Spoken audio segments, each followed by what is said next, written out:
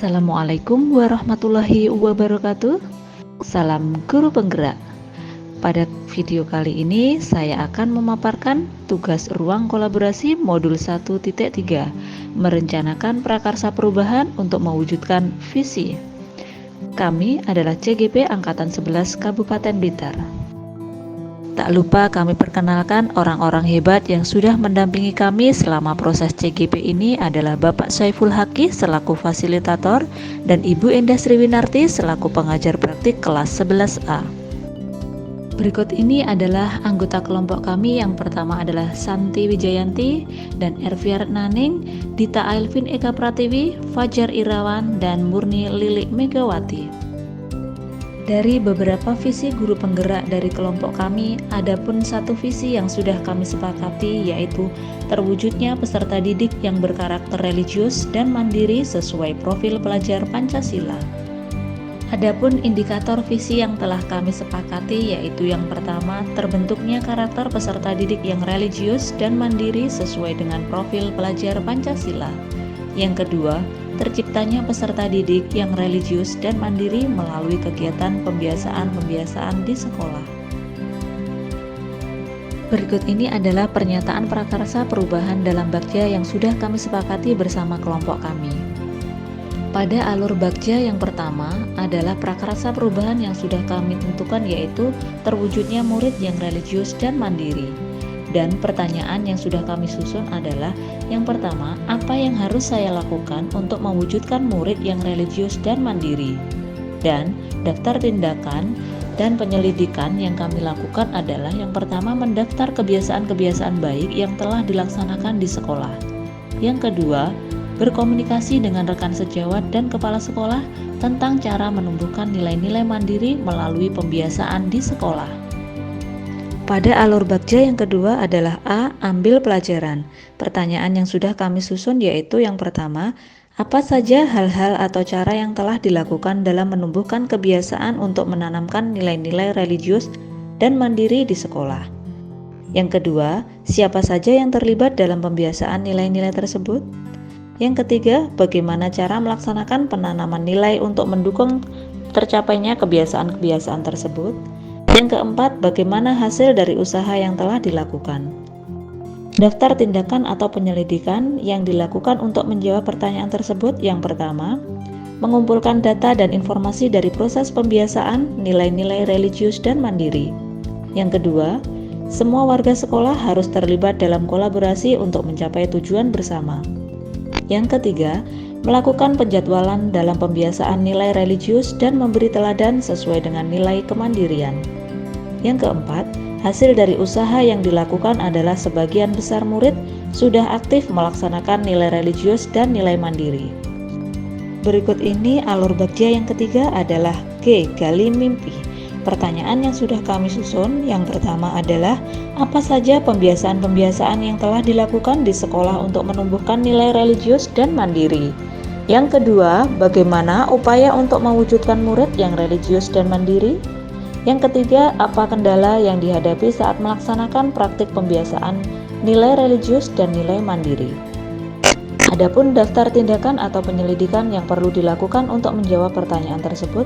Yang pertama, melaksanakan pembiasaan-pembiasaan di sekolah, misalnya berdoa sebelum dan sesudah pembelajaran, literasi 15 menit sebelum pembelajaran tanpa diperintah. Yang kedua, melakukan pembiasaan secara rutin dan melibatkan warga sekolah. Yang ketiga, masih ada sebagian guru yang belum bisa untuk ajak kolaborasi dalam hal memberikan contoh kepada siswa tentang pembiasaan baik sesuai nilai religius dan mandiri. Sebagian murid yang kurang memiliki kesadaran dan rasa tanggung jawab. Alur Bagja yang keempat adalah J. Jabarkan rencana. Pertanyaan yang sudah kami buat adalah, apa rencana penerapan pembiasaan baik untuk menanamkan nilai religius dan mandiri? Tindakan penyelidikan yang perlu dilakukan untuk menjawab pertanyaan tersebut adalah membuat program-program pembiasaan seperti melaksanakan sholat duha, membaca Asmaul Husna, dan surat-surat pendek. Alur Bagja yang terakhir adalah A. Atur eksekusi. Pertanyaannya, siapa saja pihak yang dilibatkan dalam penyusunan program pembiasaan religius dan mandiri? Tindakan dan penyelidikan yang perlu dilakukan untuk menjawab pertanyaan tersebut adalah melibatkan komunitas yang ada di sekolah seperti rekan guru, kepala sekolah, wali murid, komite, dan paguyuban sekolah. Berikut ini adalah kesimpulan dari hasil kerja kelompok kami, yaitu tentang karakter religius berarti memiliki keimanan dan ketakwaan yang baik, nilai-nilai moral dan etika, toleransi dan menghargai perbedaan dan kedisiplinan. Dalam hal ini kami mencoba mengambil visi sesuai dengan keadaan sekolah kami, yaitu yang pertama, keimanan dan ketakwaan berarti mampu menunjukkan keyakinan dan kepatuhan kepada ajaran agama yang dianut. Ini bisa dilihat dari praktik ibadah, doa, dan perilaku yang sesuai dengan ajaran agama. Yang kedua, nilai-nilai moral dan etika yang dimaksud di sini yaitu memiliki perilaku yang baik, jujur, dan adil sesuai dengan nilai-nilai moral dan etika yang diajarkan oleh agama.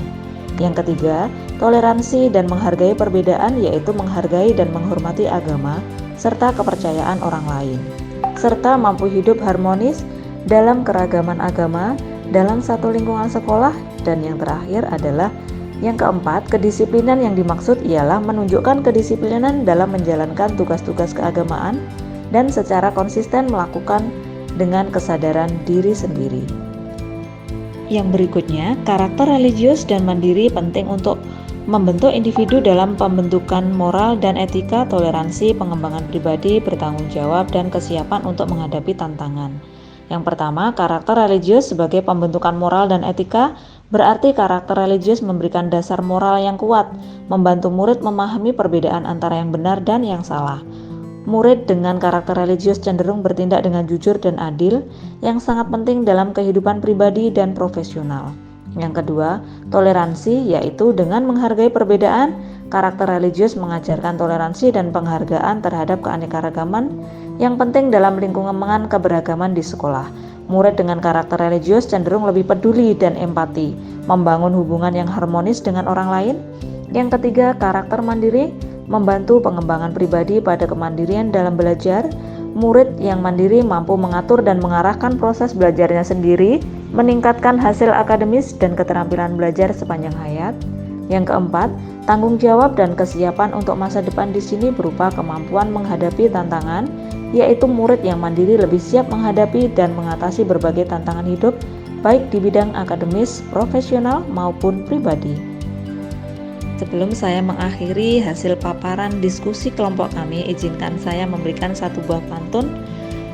Mentari senja telah tenggelam, hujan turun mulai terjatuh. Kututup presentasi dengan salam. Wassalamualaikum warahmatullahi wabarakatuh. Sekian dan terima kasih. Salam guru penggerak.